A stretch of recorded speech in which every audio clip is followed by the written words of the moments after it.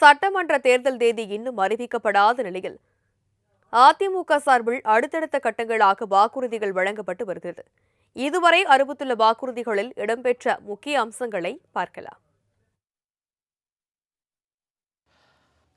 அதிமுக பொதுச் செயலாளர் எடப்பாடி பழனிசாமி தேர்தல் வாக்குறுதிகளை 3 கட்டங்களாக அறிவித்துள்ளார். எம்ஜிஆர் பிறந்த நாளான ஜனவரி 17ஆம் தேதி முதற்கட்ட தேர்தல் அறிக்கையை வெளியிட்டார். அதில் மகளிருக்கு தற்போது வழங்கப்படும் 1000 ரூபாய் அதிமுக ஆட்சியில் 2000 ரூபாயாக உயர்த்தப்படும். மகளிரை போல ஆண்களுக்கும் அரசு பேருந்துகளில் இலவச பயணம். விபிஜி ராம்ஜி திட்டத்தில் 125 நாட்கள் வேலைவாய்ப்பு திட்டம் என்பது 150 நாட்களாக மாற்ற நடவடிக்கை எடுக்கப்படும். அம்மா இருசக்கர வாகன திட்டத்தில் 5 லட்சம் மகளிருக்கு தலா 25,000 ரூபாய் மானியம் வழங்கப்படும். கிராமப்புறங்களில் வீடுகள் இல்லாதோருக்கு அம்மா இல்லம் திட்டத்தின் மூலம் அரசு சார்பில் இடம் வாங்கி வீடுகள் கட்டப்படும். நகர்ப்புறங்களில் வீடுகள் இல்லாதோருக்கு அடுக்குமாடி குடியிருப்புகளில் வீடு ஒதுக்கப்படும். பட்டியலின மக்கள் திருமணத்திற்கு பிறகு தனி குடித்தனம் செல்லும் போது அரசு சார்பில் கான்கிரீட் வீடுகள் கட்டி கொடுக்கப்படும் உள்ளிட்ட வாக்குறுதிகளை அளித்தார். இதனைத் தொடர்ந்து பிப்ரவரி 4ஆம் தேதி 2ஆம் கட்ட வாக்குறுதிகளை அளித்தார். அதில் முதியோர்கள், கைம்பெண்கள், கணவனால் கைவிடப்பட்டவர்கள், 3ஆம் பாலினத்தவர்களுக்கு சமூக பாதுகாப்பு ஓய்வூதியம் 1200 ரூபாயிலிருந்து 2000 ரூபாயாக உயர்த்தப்படும். மாணவர்கள் பெற்றோர் நலன் காக்கும் வகையில் வங்கிகளில் பெற்ற கல்வி கடன்கள் தள்ளுபடி செய்யப்படும். குடும்ப அட்டைதாரர்களுக்கு ஆண்டுக்கு 3 கேஸ் சிலிண்டர்கள் இலவசம். ஜல்லிக்கட்டு விளையாட்டின் போது வீரர்கள் உயிரிழக்க நேர்ந்தால் 10 லட்சம் ரூபாய் இழப்பீடு, படுகாயமடைந்தவர்களுக்கு 2 லட்சம் ரூபாய் நிதி உதவி. அரசாணை வழங்கப்பட்ட பகுதிகளில் ஜல்லிக்கட்டு போட்டி நடத்த அரசு சார்பில் 5 லட்சம் ரூபாய் மானியம் முன்பதிவு செய்தவருக்கு ஆன்லைன் முறை ரத்து. கிறிஸ்தவ இஸ்லாமிய சிறுபான்மை வகுப்பை சேர்ந்த மகளிருக்கு சுயதொழில் தொடங்க வட்டியில்லா கடன். மாற்றுத்திறனாளிகள் கூட்டுறவு வங்கிகளில் வாங்கிய கடன் தள்ளுபடி உள்ளிட்டவற்றை அறிவித்தார்.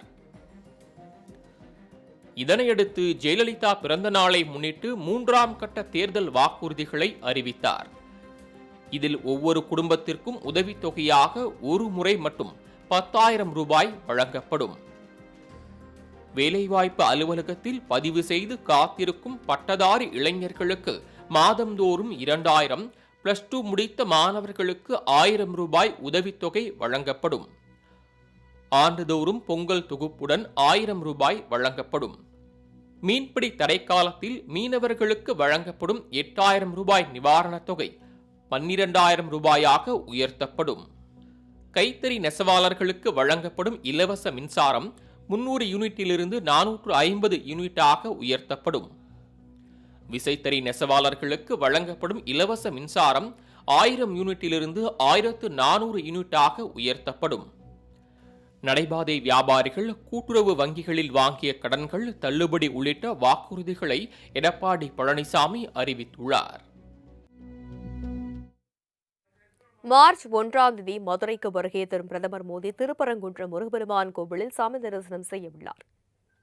மார்ச் 1ஆம் தேதி புதுச்சேரியில் நடைபெறும் நிகழ்ச்சியை முடித்துவிட்டு மாலை 3 மணிக்கு மேல்மதுரை வருகை தரும் பிரதமர் மோடி மதுரை விமான நிலைய வளாகத்தில் நடைபெறும் அரசு விழாவில் பங்கேற்க உள்ளார்.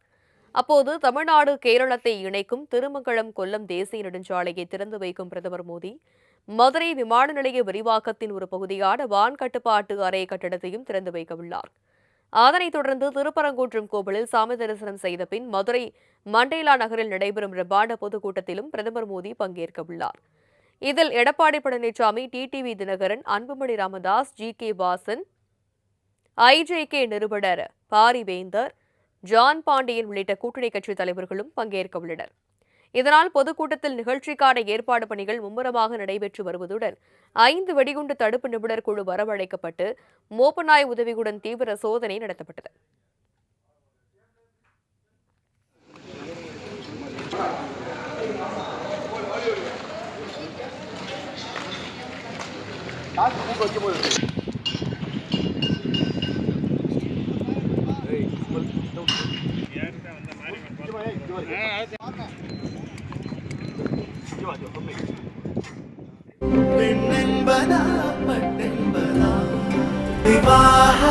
மணப்பெண்ணின் பிரத்யேகமான திருமணம் விவாஹா தி சென்னை சில்க்ஸ்.